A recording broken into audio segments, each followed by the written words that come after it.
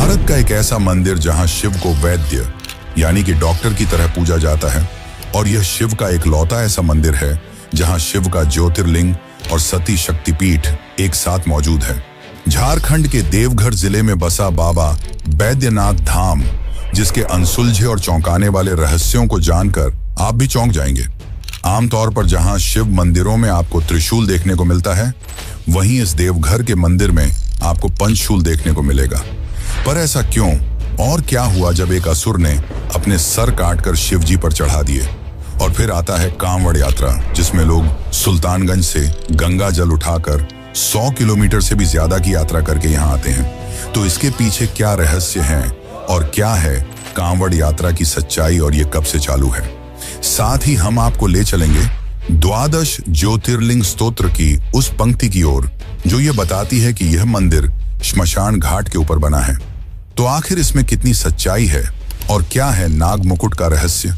शिवलिंग पर चढ़ाए जाने वाला एक ऐसा पवित्र मुकुट जिसे किसी पुजारी या भक्त के द्वारा नहीं, बल्कि जेल की सजा काट रहे कैदियों द्वारा बनाया जाता है। और सबसे कंट्रोवर्शियल बात, जिसने दशकों से इतिहासकारों और विद्वानों के बीच जंग छेड़ी हुई है, और वह है कि क्या सच में देवघर मंदिर ही असली ज्योतिर्लिंग है? क्योंकि कुछ स्रोतों के अनुसार महाराष्ट्र के बीड जिले में स्थित परली वैजनाथ ही असली ज्योतिर्लिंग है। तो चलिए आज की इस डॉक्यूमेंट्री में सुनी सुनाई बातों पर नहीं, बल्कि धर्म, इतिहास, ब्रिटिश काल के गजेटियर, कोर्ट के पुराने फैसलों और मॉडर्न साइंस, इन सबको एक साथ जोड़कर सच्चाई तक पहुंचने की कोशिश करेंगे, जो शायद आपकी आस्था और विज्ञान दोनों को देखने का नजरिया हमेशा के लिए बदल देगा। तो चलिए शुरू करते हैं भारत के सबसे रहस्यमय ज्योतिर्लिंग की इस गहरी यात्रा को। लेकिन उससे पहले कमेंट में जय बाबा बैद्यनाथ जरूर लिखें।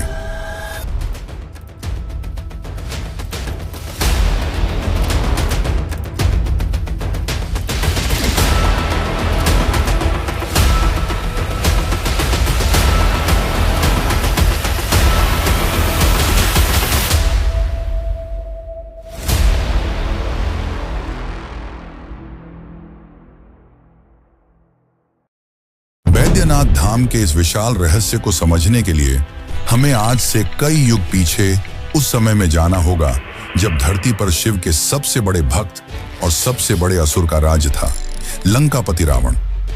यह कहानी सिर्फ एक भक्ति की नहीं, बल्कि एक ऐसे महात्याग और देवताओं की एक ऐसी खौफनाक रणनीति की है जिसने पूरे ब्रह्मांड का भूगोल बदल कर रख दिया था। पुराणों के अनुसार रावण जानता था कि अगर उसे तीनों लोकों पर अजेय राज करना है तो उसे भगवान शिव को लंका में स्थापित करना ही होगा।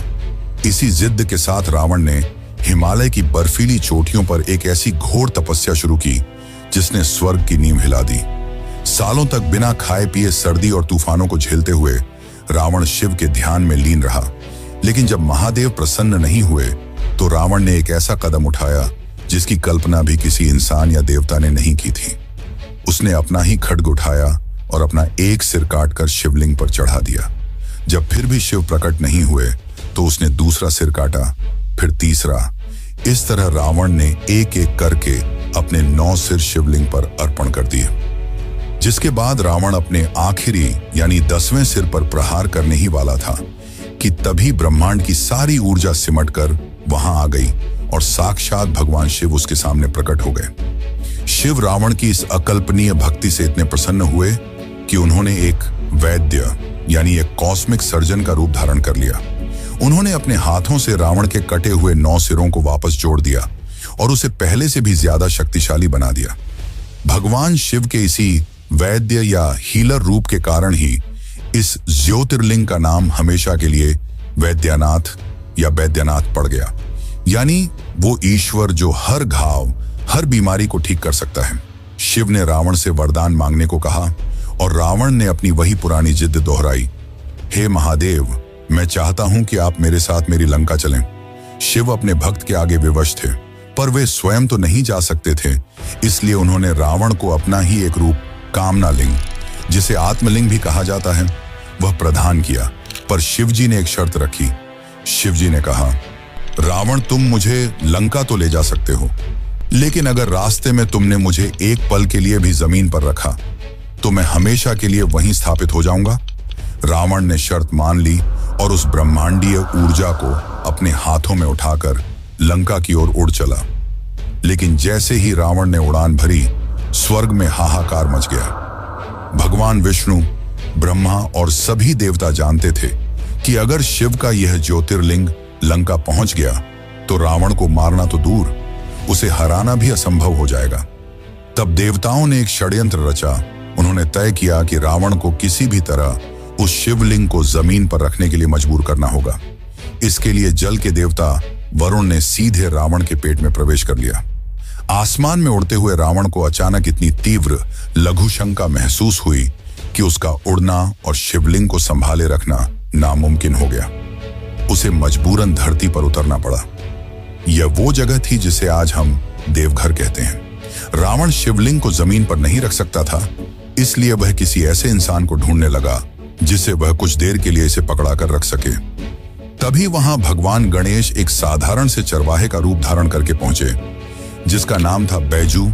रावण ने बैजू को वह ज्योतिर्लिंग पकड़ाया और सख्त हिदायत दी कि इसे जमीन पर मत रखना।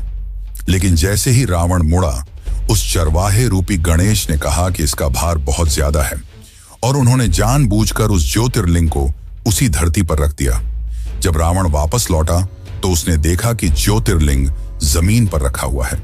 वह क्रोध से पागल हो गया। उसने अपनी पूरी ताकत लगा दी, अपनी भुजाओं का पूरा जोर लगा दिया ताकि उस शिवलिंग को उखाड़ सके, लेकिन वो 1 इंच भी नहीं हिला। रावण के अंगूठे के निशान आज भी बैद्यनाथ के उस शिवलिंग पर धंसे हुए महसूस किए जा सकते हैं। हार मानकर रावण ने वहीं उस शिवलिंग को प्रणाम किया और खाली हाथ लंका लौट गया। इस पूरी घटना के बाद एक और बहुत दिलचस्प कहानी जन्म लेती है, जो आज भी देवघर की हवाओं में गूंजती है। रावण तालाब या शिवगंगा की कहानी। स्थानीय मान्यताओं और लोक कथाओं के अनुसार जब रावण को शिवलिंग की स्थापना के बाद जल की आवश्यकता हुई, तो उसने अपने मुक्के से या अपने त्रिशूल से धरती पर एक जोरदार प्रहार किया, जिससे वहां पानी का एक विशाल कुंड बन गया, जिसे आज रावण तालाब या शिवगंगा कहा जाता है। लाखों श्रद्धालु आज भी मंदिर में जाने से पहले इस जल में डुबकी लगाते हैं। पर क्या सच में बैद्यनाथ धाम सिर्फ इस पौराणिक कथा तक सीमित है? नहीं, असली रहस्य तो अब शुरू होता है जब हम यह जानने की कोशिश करते हैं कि क्या देवघर का यह मंदिर सच में उस जगह पर खड़ा है जिसे पुराने ग्रंथों में चिता भूमि या श्मशान कहा गया है।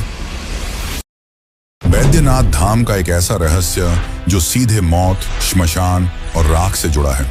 अगर आप हिंदू धर्म के सबसे पवित्र और प्रामाणिक ग्रंथों को खंगालेंगे तो आपको एक ऐसा शब्द मिलेगा जिसने सदियों से बड़े बड़े विद्वानों और शोधकर्ताओं को उलझा कर रखा है।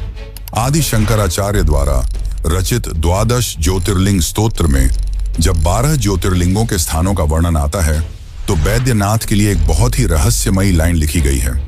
वैद्यनाथम चिताभूमो, चिताभूमि यानी वह जगह जहां मुर्दों को जलाया जाता है, एक श्मशान।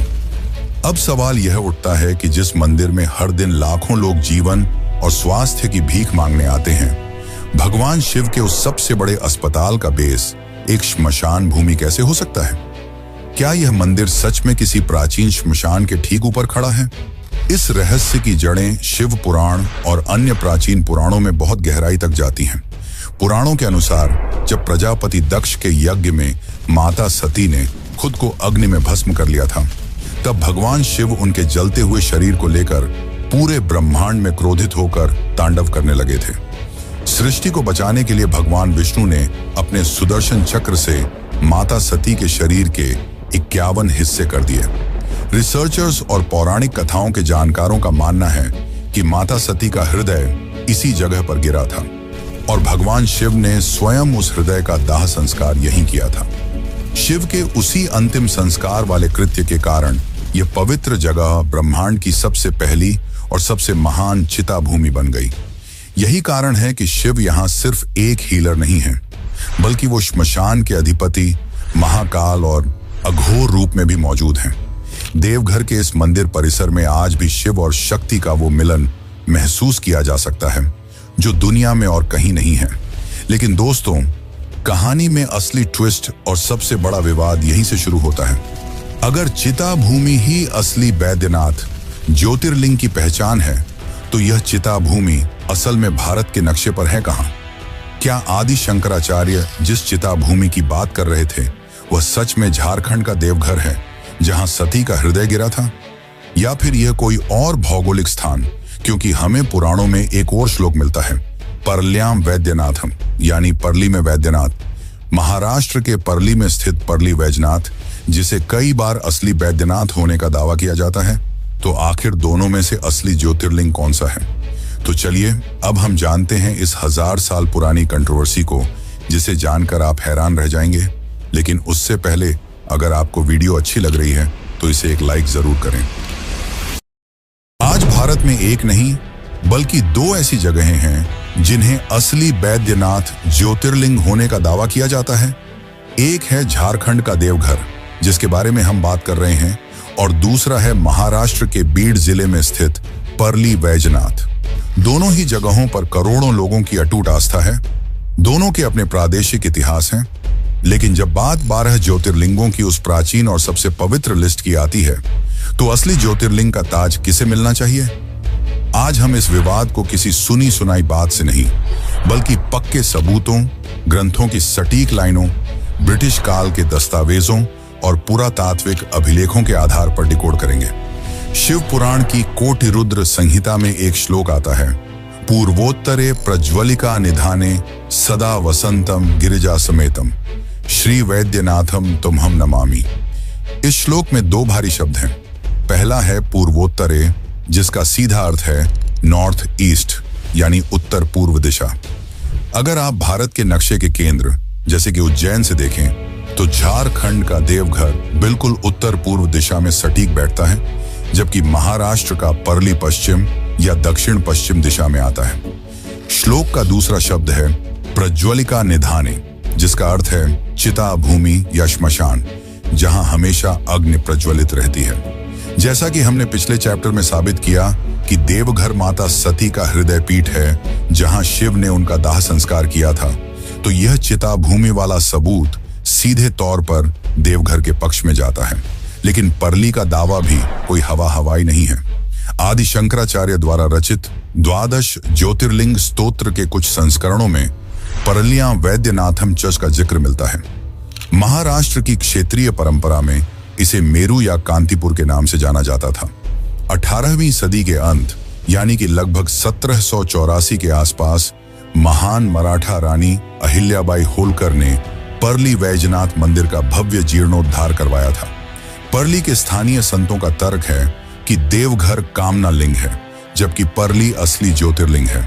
ऐतिहासिक और औपनिवेशिक रिकॉर्ड्स के अनुसार देवघर के मंदिर परिसर में गिद्धौर राजवंश के महाराजा पूरणमल का एक शिलालेख मौजूद है, जो 1596 AD का है, जो इस मंदिर के प्राचीन ढांचे और उसके निर्माण के इतिहास को प्रमाण देता है।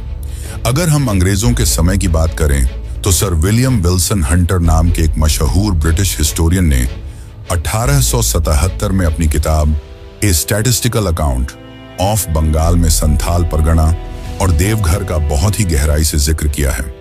उन्होंने साफ लिखा है कि कैसे देवघर का यह वैद्यनाथ मंदिर पूरे भारत के सबसे महत्वपूर्ण तीर्थ स्थानों में से एक था, और यहाँ की वास्तुकला, पुजारियों का सिस्टम और पूरे देश से आने वाले तीर्थयात्रियों की भीड़ इसे एक असाधारण केंद्र बनाती थी। परली के पास अहिल्याबाई होलकर के समय के मजबूत प्रमाण हैं, लेकिन देवघर के पास उससे भी कई सदियों पुराने शिलालेख और पाल वंश के समय की वास्तुकला के संकेत मिलते हैं। देवघर दुनिया की उन बेहद दुर्लभ जगहों में से एक है जहां एक ही प्रांगण में ज्योतिर्लिंग और शक्तिपीठ दोनों मौजूद हैं। यह शिव और शक्ति का वह संगम है जो तंत्र और अघोर साधना के लिए इसे पूरे भारत का केंद्र बनाता है। इसके साथ ही सुल्तानगंज से 105 किलोमीटर पैदल चलकर देवघर तक गंगा जल लाने की जो कांवड़ यात्रा है, उसका स्केल और इतिहास इतना बड़ा है कि वह किसी भी क्षेत्रीय परंपरा को पीछे छोड़ देता है। देखिए, आस्था के मामले में किसी के भी विश्वास को गलत नहीं ठहराया जा सकता।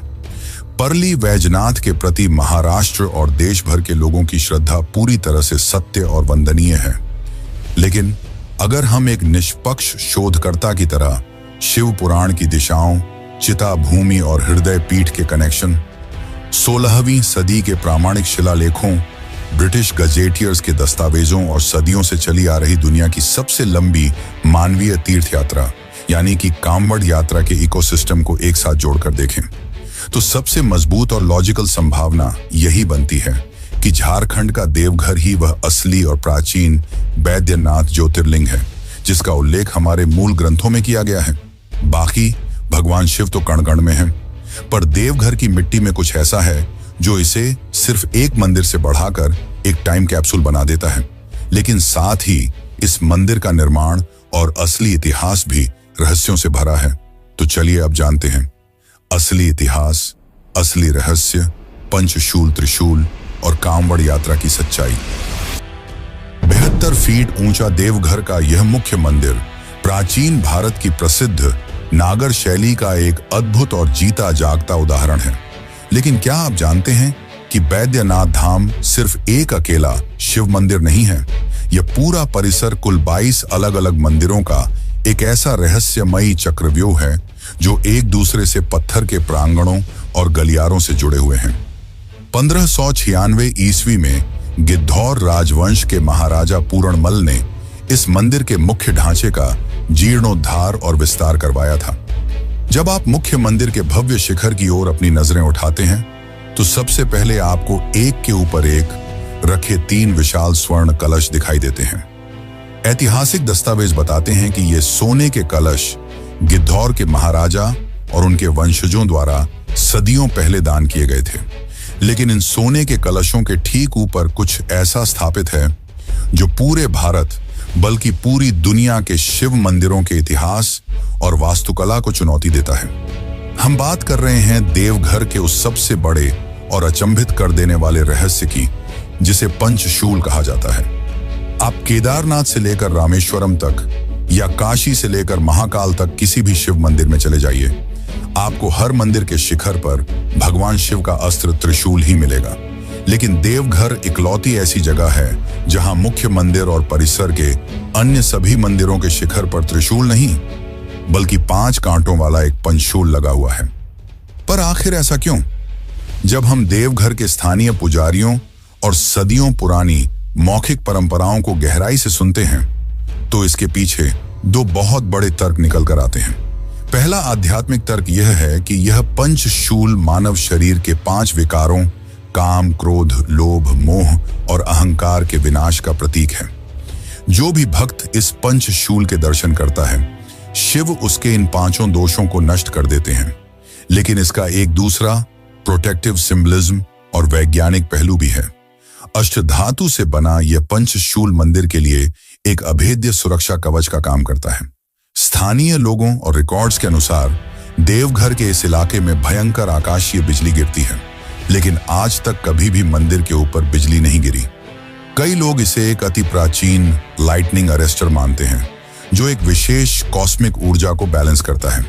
हर साल महाशिवरात्रि से ठीक पहले इस पंचशूल को नीचे उतारा जाता है, इसकी विशेष तांत्रिक पूजा की जाती है और फिर इसे वापस स्थापित किया जाता है। यह परंपरा इतनी पवित्र है कि इसे देखने के लिए लाखों की भीड़ जुटती है। मंदिर के गर्भगृह में साक्षात कामना लिंग स्थापित है। ज्योतिर्लिंग के ठीक ऊपर एक रहस्यमयी मणि या रत्न लटका हुआ है जिसे चंद्रकांता मणि कहा जाता है। 8 पंखुड़ियों वाले कमल के आकार में तराशा गया यह रत्न कोई साधारण पत्थर नहीं है।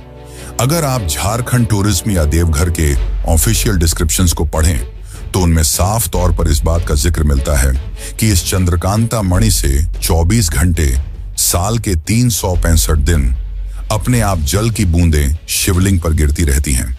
बाहर कितनी भी गर्मी हो, सूखा पड़ा हो, लेकिन उस मणि से पानी का टपकना कभी बंद नहीं होता। कुछ वैज्ञानिकों और शोधकर्ताओं का मानना है कि इस मणि का पत्थर वातावरण की नमी को सोखकर उसे कंडेंस करने की अद्भुत क्षमता रखता है। लेकिन गर्भगृह के उस गर्म और धुएं से भरे माहौल में यह प्रक्रिया कैसे लगातार चलती रहती है, यह आज भी एक अनसुलझा सवाल है। क्या यह प्राचीन भारत की कोई एडवांस्ड जियोलॉजिकल इंजीनियरिंग थी या फिर सच में शिव की उस चिता भूमि को शांत रखने के लिए प्रकृति ने खुद यह व्यवस्था की है? पत्थर खामोश जरूर हैं, लेकिन वो जो दास्तान बयां कर रहे हैं वो इंसान की समझ से बहुत परे है। लेकिन इस ज्योतिर्लिंग की असली धड़कन किसी राजा के दान या किसी पुराने शिलालेख में नहीं, बल्कि उन करोड़ों आम इंसानों के पैरों के छालों में बसती है जो हर साल दुनिया की सबसे कठिन और सबसे लंबी आध्यात्मिक यात्राओं में से एक पर निकलते हैं, जिसे कांवड़ यात्रा कहा जाता है। तो चलिए अब जानते हैं कांवड़ यात्रा की असली सच्चाई, की कैसे ये चालू हुई और इसका क्या महत्व है। लेकिन उससे पहले वीडियो को एक लाइक जरूर करें। कांवड़ यात्रा बिहार के सुल्तानगंज से लेकर झारखंड के देवघर तक का यह 105 किलोमीटर का सफर सिर्फ एक रास्ता नहीं है, बल्कि यह इंसान की इच्छा शक्ति का सबसे बड़ा परीक्षण है। लेकिन सवाल यह है कि सुल्तानगंज से देवघर तक पैदल चलकर गंगा जल लाने की यह परंपरा आखिर शुरू कब और कैसे हुई। अगर हम इतिहास के पन्ने पलटें और पुराने अभिलेखों पर गौर करें तो सुल्तानगंज के अजगैबीनाथ मंदिर से गंगा जल उठाकर बैद्यनाथ धाम में अभिषेक करने का सबसे पहला स्पष्ट और ऐतिहासिक जिक्र हमें 18वीं सदी के आसपास के दस्तावेजों और क्षेत्रीय साहित्यों में मिलता है। सुल्तानगंज ही वो इकलौती जगह है जहां गंगा नदी का प्रवाह उत्तर दिशा की ओर मुड़ जाता है। हिंदू मान्यताओं में उत्तरवाहिनी गंगा का जल सबसे पवित्र माना जाता है।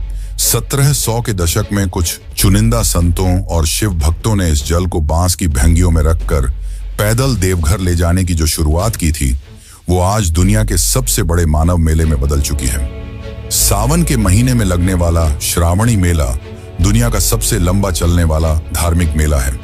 30 दिनों तक सुल्तानगंज से देवघर का पूरा 105 किलोमीटर का रास्ता एक चलते फिरते शहर में बदल जाता है। राज्य सरकार और मंदिर प्रशासन के लिए यह किसी महायुद्ध की तैयारी जैसा होता है। पूरे रूट पर टेंट, मेडिकल कैंप्स, सुरक्षा बल और लगातार चलने वाली एम्बुलेंस की व्यवस्था होती है। करोड़ों लोगों की भीड़ को एक ही दिशा में बिना किसी बड़ी दुर्घटना के मैनेज करना आधुनिक क्राउड मैनेजमेंट का एक बहुत बड़ा केस स्टडी है। यह मेला सिर्फ धर्म का नहीं, बल्कि इस पूरे इलाके की अर्थव्यवस्था का भी सबसे बड़ा इंजन है, जिससे लाखों स्थानीय लोगों का घर चलता है। लेकिन जब इतना बड़ा सिस्टम और करोड़ों की आस्था एक मंदिर से जुड़ती है, तो उस मंदिर को चलाता कौन है? कौन तय करता है इस मंदिर के नियम? यहीं से हमारी कहानी एक ऐसे डार्क और ऐतिहासिक मोड़ पर जाती है, जहां ब्रिटिश काल के अफसर, भारत के बड़े बड़े कानून और एक देवघर जेल के सजायाफ्ता कैदी सब एक ही धागे में बंध जाते हैं। इस सवाल का जवाब हमें इतिहास के उस पन्ने पर ले जाता है जहां धर्म का सीधा टकराव सत्ता और प्रशासन से होता है। अगर हम 18वीं और 19वीं सदी के ब्रिटिश रिकॉर्ड्स को खंगालें तो हमें पता चलता है कि अंग्रेजों की नजर में बैद्यनाथ धाम सिर्फ एक आस्था का केंद्र नहीं था, बल्कि वो इसे एक बहुत बड़े रेवेन्यू कलेक्शन यानी खजाने के स्रोत के रूप में देखते थे। शुरुआत में इस मंदिर का पूरा प्रबंधन और नियंत्रण पारंपरिक रूप से सरदार पंडा के हाथों में होता था। लेकिन जब ईस्ट इंडिया कंपनी ने इस इलाके पर अपनी पकड़ मजबूत की, तो उनके अधिकारियों ने मंदिर के चढ़ावे और प्रशासनिक ढांचे में सीधा हस्तक्षेप करना शुरू कर दिया। पुराने गैजेटियर्स और कोर्ट रिकॉर्ड्स बताते हैं कि ब्रिटिश प्रशासन ने कई बार मंदिर के ट्रस्ट और पुजारियों के बीच के विवादों में दखल दिया, ताकि वहां से आने वाले राजस्व पर नजर रखी जा सके। आजादी के बाद भी यह विवाद थमा नहीं। सालों तक चले कानूनी संघर्षों और सुप्रीम कोर्ट तक पहुंचे ऐतिहासिक मुकदमों के बाद आखिरकार बाबा बैद्यनाथ मंदिर प्रबंधन बोर्ड यानी कि टेम्पल मैनेजमेंट बोर्ड का गठन हुआ। आज इस पूरे मंदिर परिसर, इसकी व्यवस्था और क्राउड मैनेजमेंट का सीधा कंट्रोल राज्य सरकार और जिला प्रशासन के पास है, जहां देवघर के डिप्टी कमिश्नर इस बोर्ड के मुख्य प्रशासक होते हैं। लेकिन मित्रों, क्या आपको पता है कि बैद्यनाथ धाम के गर्भगृह में हर रात भगवान शिव का एक बेहद खास और भव्य श्रृंगार होता है? इस श्रृंगार का सबसे अहम हिस्सा होता है नाग मुकुट, बेला, चमेली और गेंदे के ताजे फूलों से बड़ी बारीकी से गूंथा गया एक विशाल ताज, जो शिवलिंग के ऊपर नाग देवता के रूप में सजाया जाता है। क्या आप जानते हैं कि भगवान शिव के सिर पर सजने वाला यह सबसे पवित्र और सबसे वीआईपी मुकुट आखिर बनाता कौन है?